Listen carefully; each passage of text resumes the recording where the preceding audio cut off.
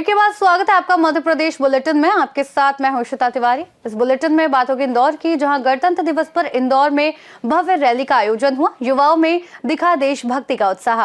इसके साथ ही आगे बात करेंगे शाहजहांपुर की, जहां पुलाय खुर्द में रानी बड़ौद मंडल का हिंदू सम्मेलन आयोजित हुआ। ऐसी तमाम खबरों पर आगे विस्तार से होगी चर्चा। इंदौर में गणतंत्र दिवस के पावन अवसर पर इंदौर में प्रतिवर्ष की परंपरा को निभाते हुए इस वर्ष भी बाला गावड़े के नेतृत्व में भव्य रैली का आयोजन किया गया। बीते 5 वर्षों से लगातार आयोजित हो रहे इस रैली में बड़ी संख्या में युवाओं, सामाजिक कार्यकर्ताओं एवं इंदौर के पार्षदों ने उत्साहपूर्वक सहभागिता की।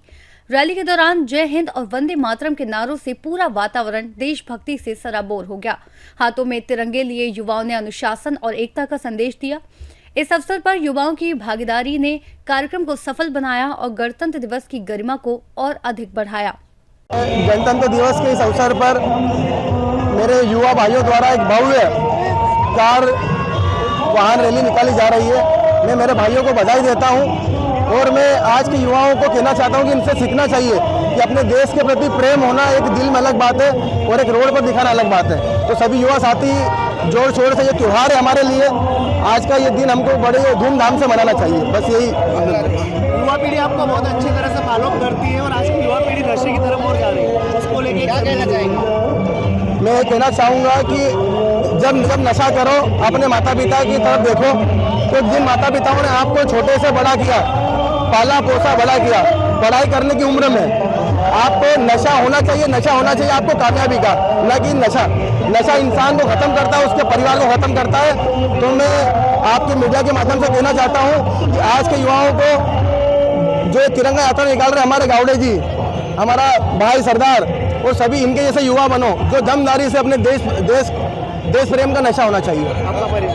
बांग्लादेश में हो रहे हिंदू अत्याचार पे क्या कहना चाहेंगे? जो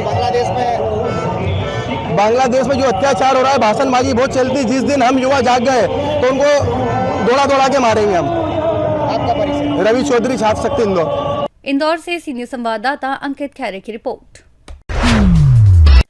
77वें गणतंत्र दिवस के पावन अवसर पर पुलिस थाना नलखेड़ा में टीआई यादव की अध्यक्षता में ध्वजारोहण समारोह आयोजित किया गया। इस अवसर पर थाना नलखेड़ा के समस्त पुलिस प्रशासन मौजूद रहे। कार्यक्रम के दौरान अधिकारी और कर्मचारी संविधान के मूल्यों, न्याय, स्वतंत्रता, समानता और बंधुत्व के प्रति अपनी आस्था व्यक्त करते हुए राष्ट्र की एकता, अखंडता और लोकतांत्रिक परंपराओं को सुदृढ़ बनाए रखने का संकल्प लिया। नलखेड़ा आगरमालवा से सीनियर संवाददाता इमरान लाला की रिपोर्ट। पवई के ऐतिहासिक छत्रसाल स्टेडियम में 77वें गणतंत्र दिवस का भव्य और गरिमामय आयोजन किया गया। जनपद अध्यक्ष मोहिनी आनंद मिश्रा ने तिरंगा फहराकर कार्यक्रम का शुभारंभ किया, जबकि मुख्य सूत्रधार मुख्य कार्यपालन अधिकारी अखिलेश कुमार उपाध्याय रहे और कार्यक्रम की अध्यक्षता बसंत दहायत ने की। ध्वजारोहण के बाद राष्ट्रगान और मुख्यमंत्री संदेश वाचन हुआ, जिसमें स्टेडियम देशभक्ति के जयघोष से गूंज उठा। समारोह में कारगिल शहीद बालेंद्र सिंह की धर्मपत्नी, एसडीएम, एसडीओपी, सहायक संचालक, मंडल अध्यक्ष, तहसीलदार, किसान मोर्चा उपाध्यक्ष, पार्षदगण, जनप्रतिनिधि, गणमान्य नागरिक, शिक्षक और छात्र छात्राएं उपस्थित रहे। कार्यक्रम के विशेष आकर्षण रहे छात्रों द्वारा प्रस्तुत रंगारंग सांस्कृतिक कार्यक्रम, जिन्होंने देशभक्ति, वीरता और सामाजिक समरसता की भावनाओं को मंच पर जीवंत किया। उत्कृष्ट प्रदर्शन करने वाली शैक्षणिक संस्थाओं को पुरस्कार दिए गए और क्षेत्र में उत्कृष्ट कार्य करने वाले अधिकारियों व कर्मचारियों को सम्मानित किया गया। पूरे कार्यक्रम का वातावरण राष्ट्रभक्ति और उत्साह से ओतप्रोत रहा। मनाया गया है, क्या कहें? देखिए, सबसे पहले तो 77वें गणतंत्र दिवस की सभी क्षेत्रवासियों को ढेर सारी शुभकामनाएं। आज छत्रसाल स्टेडियम पवई में बड़े ही हर्ष और उल्लास के साथ हमारा 77वां गणतंत्र दिवस हम सभी ने सामूहिक रूप से मनाया। आज जो यहाँ प्रस्तुति हुई है, इसमें राष्ट्र प्रेम, देशभक्ति, सनातन संस्कृति, परंपरा सभी का सामूहिक समागम देखने को मिला है। कि आप सभी को हार्दिक शुभकामनाएं। आज का कार्यक्रम जो है एसडीएम महोदया के निर्देशन में और जनपद अध्यक्ष महोदया के मार्गदर्शन में किया गया है और कार्यक्रम जो है सही समय से जो है संपन्न किया गया।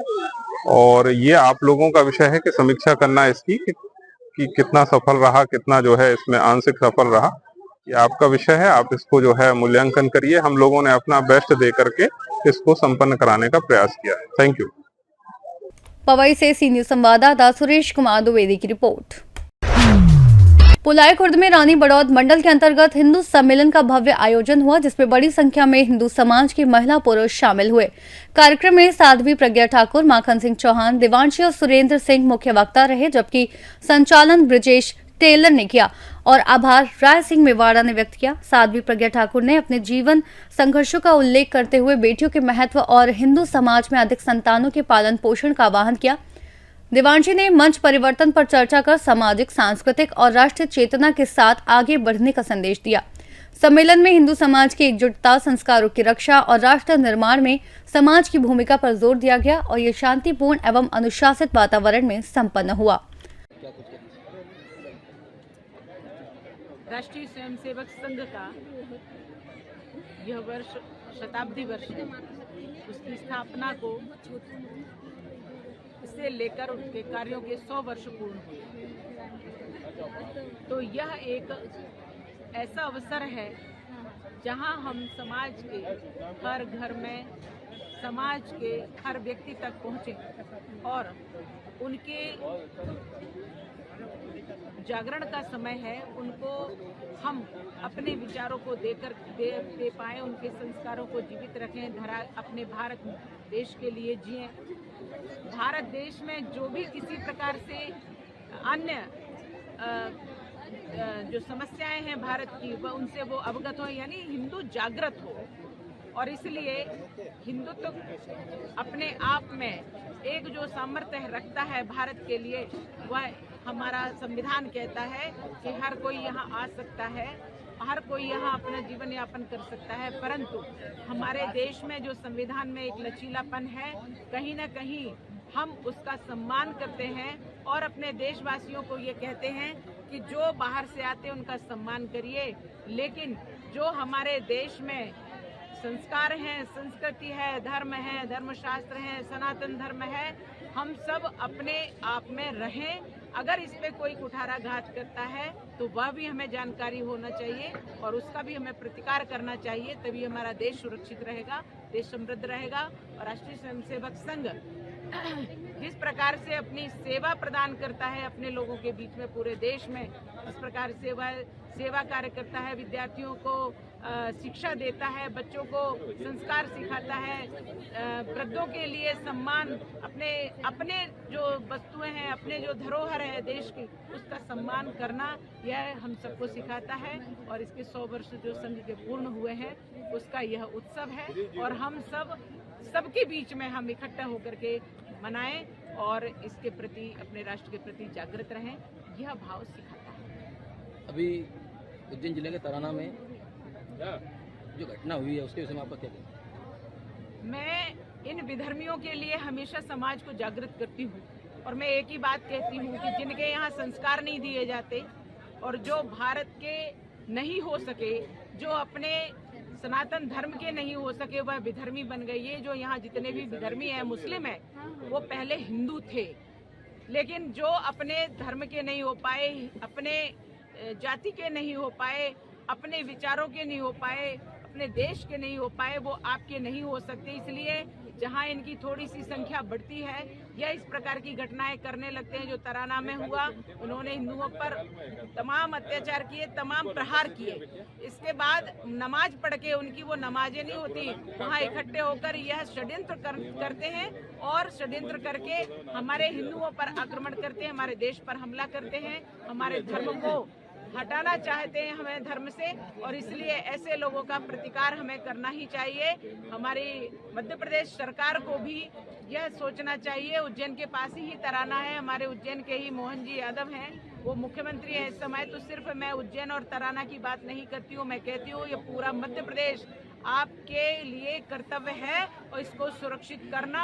और ये हरी चादर और सफेद फादर के कुकर्म है, इनसे हमारे समाज को बचाइए, हिंदुओं को बचाइए और कानून इतना कठोर बनाइए कि विधर्मी अपनी चालों में, षड्यंत्रों में कभी सफल ना हो पाए। शाजापुर से सी न्यूज संवाददाता रमेश की रिपोर्ट।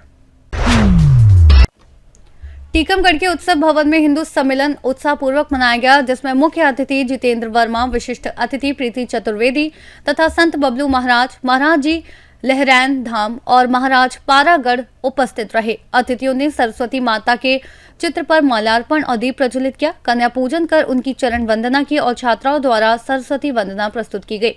आयोजन समिति के पदाधिकारियों ने अतिथियों का फूल मालाओं, शॉल और श्रीफल से स्वागत किया।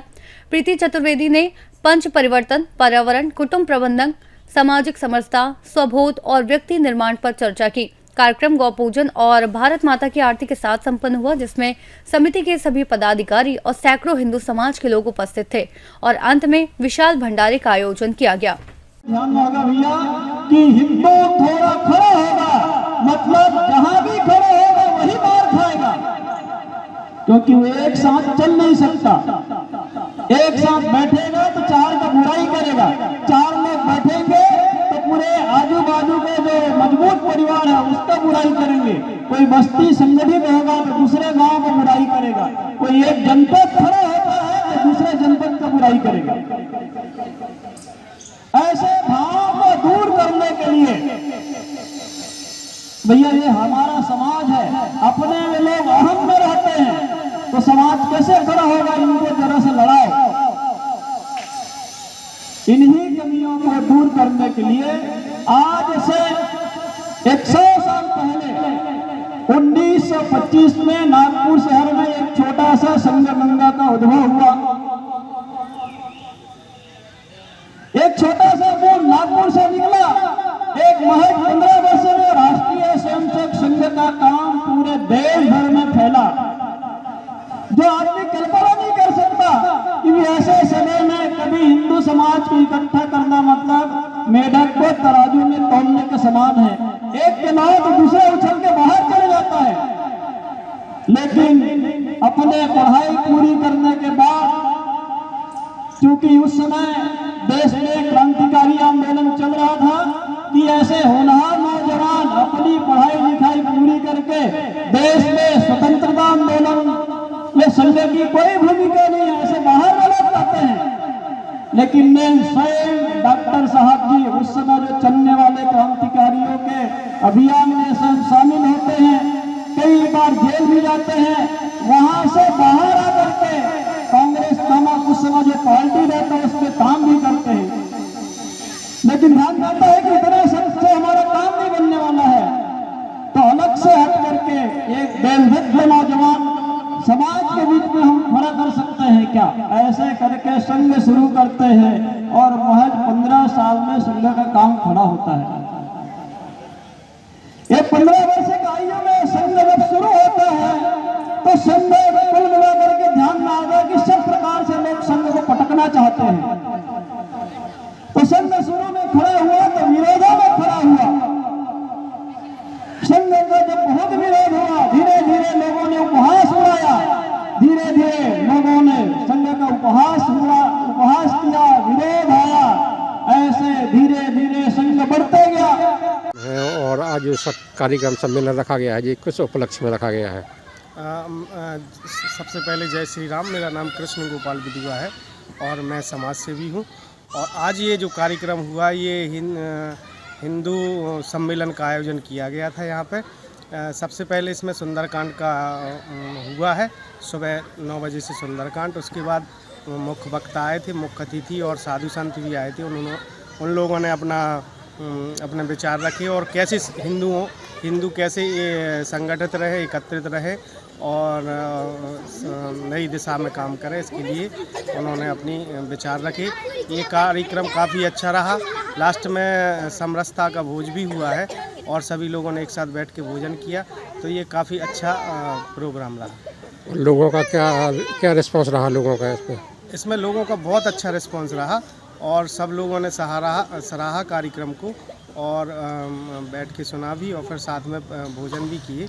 तो ये बहुत अच्छा कार्यक्रम। ये आयोजन किसी एक कार्य उसकी समिति की तरफ से था या सभी समाज की तरफ से? नहीं, ये सकल हिंदू समाज की तरफ से, जो महावीर बस्ती है उसमें 4-5 कॉलोनियाँ आती हैं, तो ये सभी लोगों ने इसका आयोजन किया था। बहुत अच्छा कार्यक्रम रहा। टीकमगढ़ से सीनियर संवाददाता राजेंद्र कुमार श्रीवास्तव की रिपोर्ट। उमरिया जिले के अंतर्गत शासकीय हाई स्कूल पनपता में 26 जनवरी को गणतंत्र दिवस बड़े ही हर्षोल्लास और गरिमामय वातावरण में मनाया गया। कार्यक्रम की शुरुआत ध्वजारोहण के साथ हुई, जिसे मुख्य अतिथि श्रीमान जगजाहिर सिंह बघेल, अध्यक्ष एवं विशिष्ट अतिथि सरपंच मूलचंद जायसवाल ने संपन्न कराया। इस अवसर पर विद्यार्थी ने देशभक्ति से ओतप्रोत सांस्कृतिक कार्यक्रम प्रस्तुत किए, जिनमें भाषण, कविता पाठ एवं समूह नृत्य शामिल रहे। अतिथियों ने विद्यार्थियों को संबोधित करते हुए संविधान की महत्ता और देश सेवा के प्रति प्रेरित किया। स्कूल के शिक्षकों एवं स्टाफ की उपस्थिति में कार्यक्रम सफलतापूर्वक संपन्न हुआ। कार्यक्रम के अंत में सभी को मिठाई वितरण कर गणतंत्र दिवस की शुभकामनाएं दी गई। उमरिया से सीनियर संवाददाता योगेंद्र की रिपोर्ट। फिलहाल मध्य प्रदेश बुलेटिन में बस इतना ही। देश और दुनिया की तमाम बड़ी खबरों के लिए देखते रहिए सी न्यूज़ भारत।